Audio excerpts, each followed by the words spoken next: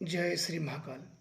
किसी अपनों के ऊपर, परिवार के ऊपर, बच्चे के ऊपर, भाई के ऊपर या अन्य किसी सदस्य के ऊपर जब तंत्र बाधा कर दिया जाता है या ऊपरी शक्तियों का प्रयोग किया जाता है या किसी भी गलतियों के कारण पकड़ लेते हैं, तो उस घर में बहुत समस्याएं उत्पन्न होने लगती है। मानसिक रूप से सभी परेशान होने लगते हैं। कहाँ जाएं, किनके पास जाएं, किनके पास न जाएं।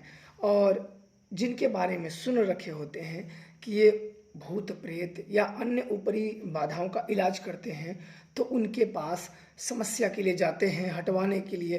पर उनसे भी जब आराम नहीं मिल पाता है, तब लोगों को, हर एक को पकड़ पकड़ के करवाना शुरू कर देते हैं कि शायद हो सकता है इनसे हो जाए, उनसे हो जाए। और अपने परिचित, अपने जानकार या अन्य कोई जिसको बता देते हैं कि आप इनके पास चले जाइए या उनके पास चले जाइए, और वो अच्छा देखते हैं, वो अच्छे भूत हटाते हैं। वो चीज़ डॉक्टरों के पास जा जाके बीमारियों का कोई पता न लगे और काम ना करे कि आप क्या करें। तो ऐसे में बहुत बुरी स्थिति बन जाती है कि हम अब जाएं कहाँ। अपने किसी सदस्य को मरने के लिए तो छोड़ा नहीं जाएगा, तो कहीं ना कहीं कुछ ना कुछ किया जाए, जबकि प्रेत का शक हो। ऐसे ही एक अनुभव मेरा है। उस समय की बात है, सुबह सुबह था, मैं नदी के किनारे जाके बैठा था। तो वहीं बैठे बैठे कुछ ध्यान मुद्राएं कर रहा था। तब तक मेरे एक परिचित का ही फ़ोन आया। उन्होंने कहा कि आपको एक जन ढूंढते ढूंढते आए हुए हैं। तो मैंने कहा कौन है, मैंने तो बुलाया नहीं किसी को। बोले कि आए हुए हैं, शायद इनका लड़का बहुत गंभीर रूप से बीमार है और कई जगह जाने के बाद कई अन्य उपाय डॉक्टर के पास अपनी कोशिशें सब करा चुके हैं, पर लड़के में सुधार नहीं आ रहा है। तो मैंने बोला अच्छा ठीक है। बोले किधर हो? मैंने बोला इस नदी के साइड में बैठा हूँ, मैं आ रहा हूँ। मैंने ऐसा उनको बोला कि मैं उधर ही आ रहा हूँ।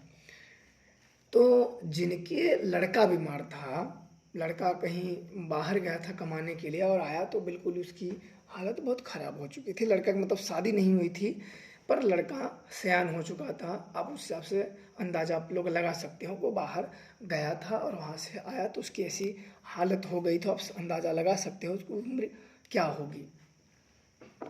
तो जो लड़के का बाप था वो स्वयं ही खोजते खोजते नदी आ गया। मैं बैठा ही था उस समय पे।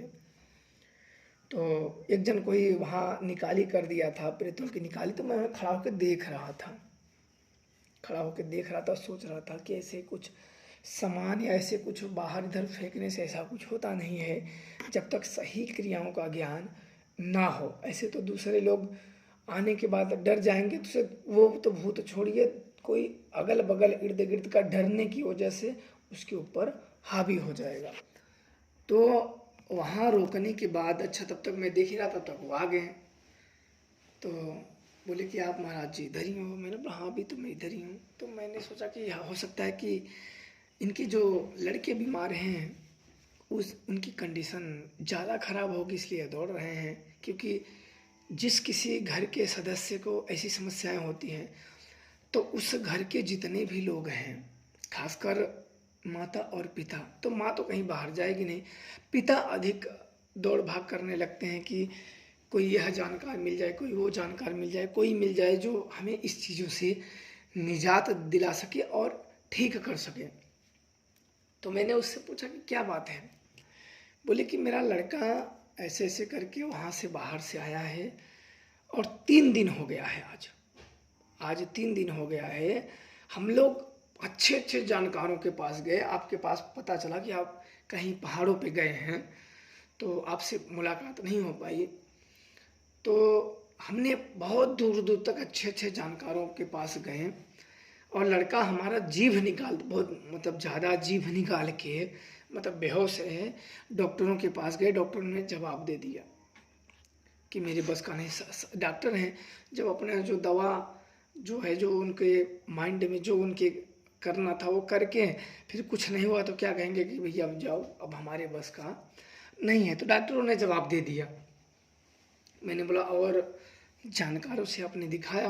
बोले हाँ कई जानकारों से दिखाए हैं, बहुत ऊंचे ऊंचे जानकारों से दिखाए, पर इसका कोई निराकरण नहीं हुआ। बस 10-5 मिनट का आराम मिल रहा है। मतलब जानकार देख तो रहे हैं पर 10-5 मिनट ही आराम मिलता है, इससे अधिक नहीं मिल पा रहा है। तो मैंने कहा भूत नहीं होंगे। डॉक्टर के पास बोले, डॉक्टरों के भी जिक्र करने लगे, हम यहाँ गए वहाँ गए, अच्छे अच्छे डॉक्टरों के पास।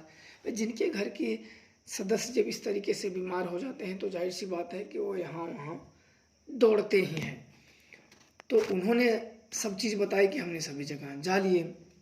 और मैंने कहा जब जानकार लोग क्या कहते हैं, वो लोग भूत बताते हैं कि नहीं? बोले हाँ, जानकार लोग बताते हैं भूत है पर हमारे बस का नहीं है। मैंने बोला कुछ ये बताएं कि कहाँ का है? बोले बताए तो हैं, कोई बता रहा है, मतलब जितने जानकार तितने रकम की बातें। कोई बोल रहा है घर के हैं, कोई बोल रहा है बाहर के हैं, कोई रास्ते का है, कोई कहाँ का है। जितने जानकार लोग हैं तितनी बातें बता दी हैं। बोले कि अब आप हमारे लड़के को कह के, अब बुजुर्ग थे, कह के लगे रोने, मेरे लड़के को बचा लीजिए। तो मैंने उनको रोते हुए जब देखा तो मैंने ये सोचा कि स्थिति बहुत गंभीर है। लगता है इनका जो लड़का है वो काफ़ी बीमार है, इसके वजह से ऐसे होने। मैंने सोचा कि कम ही बीमार होंगे पर लगता है कि वो काफ़ी बीमार है।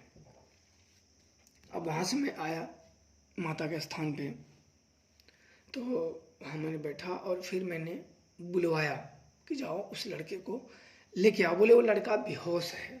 मैंने बोला कोई बात नहीं, जैसे तैसे करके जो आपको सुविधा लगे जैसे तैसे करके मेरे पास लेके आओ, क्योंकि जो होगा अब यही होगा। दूर से भी कर सकते हैं पर जब ज़्यादा नज़दीक है तो लेके चले आओ। अब गए, लड़के को मैं तब तक बैठा ही रहा। कुछ देर के बाद लड़के को बेहोश की अवस्था में ही लेके आ गए। अब ले आने के बाद वहाँ सुला दिए। मैंने देखा तो बिल्कुल, मैंने हाथ वाथ सब चेक किया कि जिंदा है कि नहीं है, तो बिल्कुल वो जिंदा था। बस वो होश है, जीभ उसकी बाहर निकली हुई थी और जीभ जो उसकी जीभ है दांतों के ऊपर नीचे से दबी हुई थी और जीभ में उसके दांत जो हैं वो धंस गए थे, खून भी आ रहा था। तो घर वाले, उनकी माता, अन्य लोग और परेशान हो गए कि लगता है कि मुंह के अंदर से खून आ रहा है। मैंने बोला टेंशन इसमें दिक्कत ना लो, ये जीभ पे दांत के दबाव के कारण जीभ में धंस गए हैं दांत, इसकी वजह से खून आ रहे हैं और वह बेहोश हो गया है। काफ़ी उसमें पानी, सब डॉक्टरों के पास भी ले गए, इर्द गिर्द के भी डॉक्टरों के पास तुरंत भी ले गए।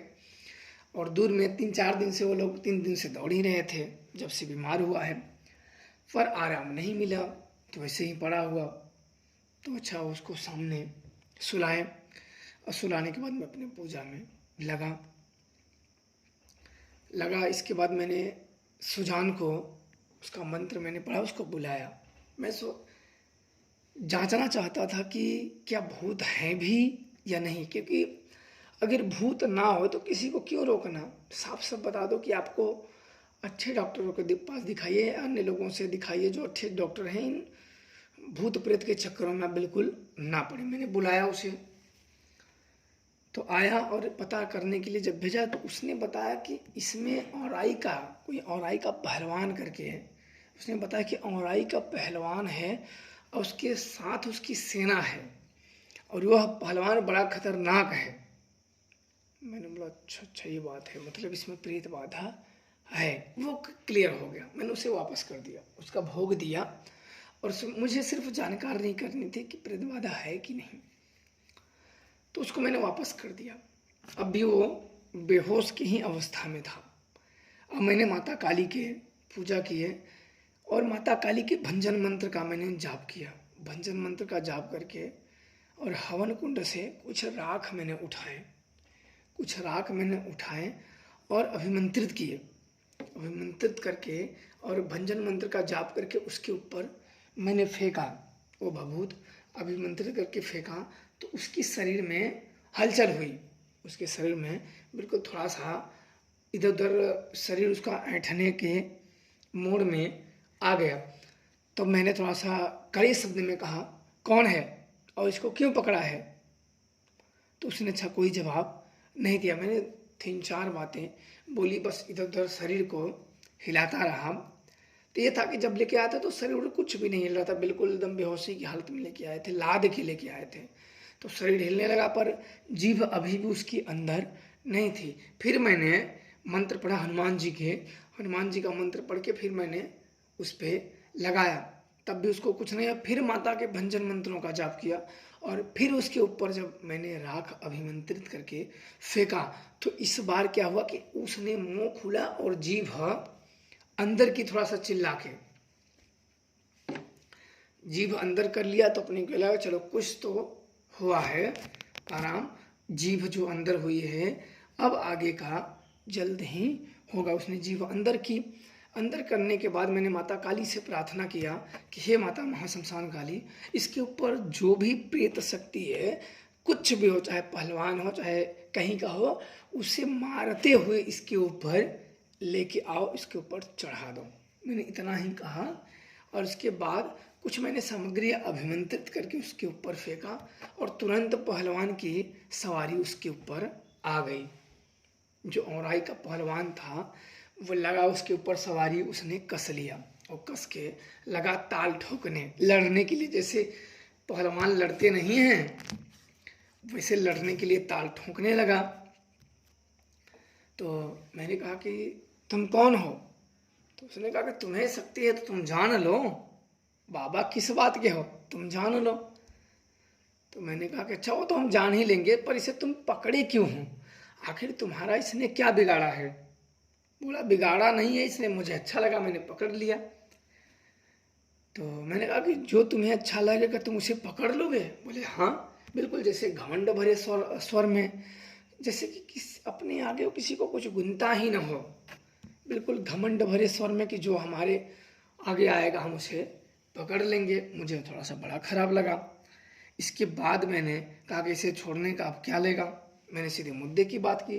बोला इसका जान लूँगा, बस बदले में मैं कुछ नहीं लूँगा, और मुझे तो कोई बुला नहीं पाया, तू ही थोड़ा सा मिला कि जो मुझे बुला पाया, अन्यथा मुझे बुला नहीं पाया कोई। और जब मारने की बात कही तो मैंने भी थोड़ा सा शब्द उसको गाली दिया। तो उसने कहा कि आज तक कोई पैदा नहीं हुआ कि मुझे गाली देने के लिए, और तुम्हारा मैं विनाश कर दूंगा। औराई का पहलवान ऐसे बोला। हालांकि मैंने उसका कोई स्थान तो देखा नहीं है, नाम मैंने सुना है कि औराई, और पहलवान मैंने पहली बार नाम सुना उसका कि औराई का पहलवान। बाद में कई लोगों से बात हुई, बोले हाँ ये बहुत जाबिर है, और उधर के लोग छोटे मोटे जो ओझा लोग हैं, जो गुनिया लोग हैं, उससे काम लेते हैं बेचारे, वो जो मुर्गा शराब दे दे के हैं उनसे लोगों को काम लेते हैं। कुछ काम कर पाते हैं, कुछ नहीं करते। अगल बगल गिर्द के लोग जो हैं छोटे मोटे लोग, वो काम करते रहते हैं। मैंने बोला अच्छा। तो उसने जिदिया गया, मैंने अशब्द उसको बोले। जब उसने कहा कि मैं मार के लेके जाऊंगा, तो उसकी माता और पिता भाई लोग बड़ा रोने लगे, क्योंकि रोए ही ना, जब किसी के परिवार के सदस्य के लोगों को भूत बोले कि हम मार के लेके जाएंगे तो रोना स्वाभाविक सी बात है। तो मैंने तुरंत कठोर शब्द में थोड़ा सा अशब्द बोल के कहें, तो वो भी बोला आज तक मुझे किसी ने अशब्द बोले नहीं थे, मैं अब दिखाता हूँ। तब तक मैंने माता काली से प्रार्थना किया, माता ने उसे कैद कर लिया। मैंने बोला कि लंबा नहीं चलते हैं। उसका बाप हाथ जोड़ने लगा कि महाराज जी ज़्यादा लंबा, क्योंकि 3 दिन से वैसे भी हालत बहुत ख़राब है, बेहोशी है। दो कहीं जाते हैं बस 5-10 मिनट का आराम मिलता है, अन्यथा वो ऐसे ही है। अब इसको जल्दी से पकड़ लीजिए, जो होगा बाद में हम इसको करके दे देंगे। मैंने बोला ठीक है। माता शमशान काली से मैंने प्रार्थना किया और देवी ने तुरंत ही उसे शरीर पर से उतार लिया। बिल्कुल वो पीछे केवल गिरा, मैंने सोचा भूत को वो लेके गई। और मैं उसके माता और भाई थे, मैंने कहा उसे पकड़ो पकड़ो, गिरे ना का, ताकि सिर में ना लगे उसे। और वो फिर 2 मिनट के बाद मैंने माता के मंत्रों का जाप करके थोड़ा सा उसके ऊपर पानी की छींटे दिए तो बिल्कुल उठ गया। और वो बिल्कुल अचंभित हो गया कि मैं यहाँ कैसे आ गया। और मैंने ना उसे देखा था और ना मुझे वो देखा था, और इसी जगह वो थोड़ा सा डरस गया। मैंने बोला डरो मत। तो अपने पिता से पूछा ये मैं कहाँ गया? बोले कोई बात नहीं है, बस घूमने आए हैं। मैंने कहा कि वो कोई बात नहीं, बस घूमने आए हैं। किसी भी व्यक्ति को मन में शक मत उत्पन्न करो, और उसके मन में टेंशन मत उत्पन्न करो, उसके माइंड को थोड़ा सा शांति उत्पन्न करो। ऐसा करो कुछ हुआ है, मतलब कोई बात नहीं, बस घूमने आए थे, कुछ हुआ नहीं था। तो उसको थोड़ा शांति लगी, फिर उसको हमने बाहर भेज दिया हाथ पैर धोने के लिए। उसके पिताजी बोले कि इसको कैद करके रखो, कम से कम 3 महीना इसकी तुड़ाई करने दो। और मैंने भेजते हुए महाकाली से मैंने कहा, महाशमशान काली से, कि माता इसकी तुड़ाई करो, क्योंकि उसने बहुत ऊंचे स्वर में और बहुत इसे घमंड पूर्वक नहीं होता है कि ये कर देते हैं वो कर देते हैं। मैंने कहा ठीक है। तो जब वो हुआ मैंने बोला इसको अब 3 महीने इसकी तुड़ाई करो, करके देवी को मैंने दे दिया। अब देने के बाद जब मुझे 3 महीने जब धीरे धीरे करके बीत गए, वो लड़का बिल्कुल आराम से, फिर उसके जीवन में ना तो कोई स्वप्न आए ना तो कोई ऐसी समस्या, बिल्कुल नॉर्मल तरीके से वो जीने लगा। 3 महीने में तो 5 दिन बाकी थे, तभी उसके पिता माता सब आ गए। बोले कि एक बार और बुलाइए, पहलवान इसके ऊपर है कि कहाँ गया। मैंने ठीक है, लड़के को अच्छा बिठाए। मैंने तुरंत माता से कहा कि जो पहलवान माता ने आपने पकड़ा था उसे छोड़ दो और इसके ऊपर आने दो। उसे छोड़ते ही तुरंत आ गया। मैंने बोला और मार के लेके जाओगे? बोला नहीं नहीं, हाथ जोड़ता हूँ मैं, अब मुझे पकड़ने के लिए मत भेजना, बहुत मार मारते हैं वहाँ, आपने भेजा बहुत मार मारते हैं। अगर तुम मुझे अपना काम अगर बोलो तो मैं जब बुला मैं आपका काम करूँगा, पर मुझे वहाँ मत भेजना। बोला कि तुम एक ही काम करना कि आज के बाद इसका शरीर कोई भेजे भी तो आना मत, यही अगर मानता है तो ठीक है। बोला ठीक है, मैं वचन देता हूँ कि अगर कोई भेजेगा भी तब भी मैं नहीं आऊँगा और आज के बाद इसे परेशान नहीं करूँगा, ऐसे करके। और उसकी पूजा मैंने अपनी खुशी से उसे दिलवा दिया कि शक्तियों से कभी भी बैर भाव ना रखा जाए। तो अपने तरफ से उसकी पूजा दे दिए गए और उसे विदा कर दिए गए। वो चला गया।